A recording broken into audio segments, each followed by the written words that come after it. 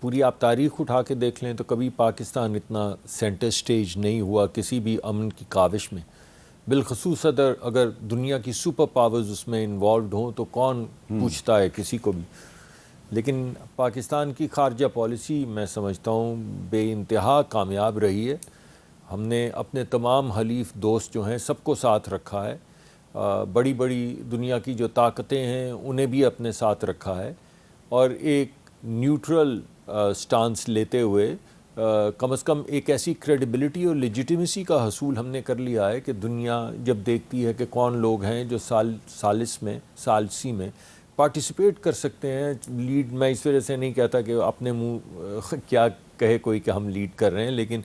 دنیا آپ کے سامنے تمام چیزیں آپ کے سامنے آ رہی ہیں کہ پاکستان کا کیا رول ہے. تو پاکستان کو بہت کامیابی ہوئی ہے اس میں. وزیر اعظم تقریباً روز ٹیلی فون پر ہوتے ہیں، تقریباً روز، مجھے یہ معلوم ہے، اور روز اس کو ڈائریکٹلی سپروائز کر رہے ہوتے ہیں. اسحاق ڈار صاحب جو ہیں انہوں نے شاید ہی کوئی دنیا کا لیڈر ہوگا جس سے کانٹیکٹ نہیں کیا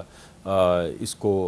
آگ کو بھڑکنے سے روکنے کے لیے. تو ایک تو میں یہ کہنا چاہ رہا ہوں کہ یہ بڑی شاید غالباً پہلی مرتبہ اتنا بڑا رول پاکستان نے پلے کیا. اس سے پہلے کہا جاتا ہے کہ چین کے ساتھ جو دوستی امریکہ کی یا تعلقات بنے تھے اس میں بھی پاکستان نے ایک بڑا رول پلے کیا تھا. اس کے بعد اب یہ اتنا بڑا رول پلے کر رہے ہیں، مگر اس وقت تو صرف امن کی بات ہو رہی تھی. ابھی تو آگ جو بھڑکی ہوئی ہے، جو ہمارے گھر کی دہلیز تک بھی آ گئی ہے قیمتوں کی صورت میں، مہنگائی کی شکل میں، پٹرول کی قیمت کی شکل میں، اس کو بجھانے کی کوشش کی جا رہی ہے. تو میں اسحاق ڈار صاحب کو، وزیر اعظم کو، فیلڈ مارشل صاحب، سب کو جو بھی اس پروسیس کو سٹیئر کرتے ہیں سب کو مبارکباد پیش کرتا ہوں. اچھا اب دوسری بات، سوری میں صرف ایک منٹ دیکھیے، دوسری بات یہ ہے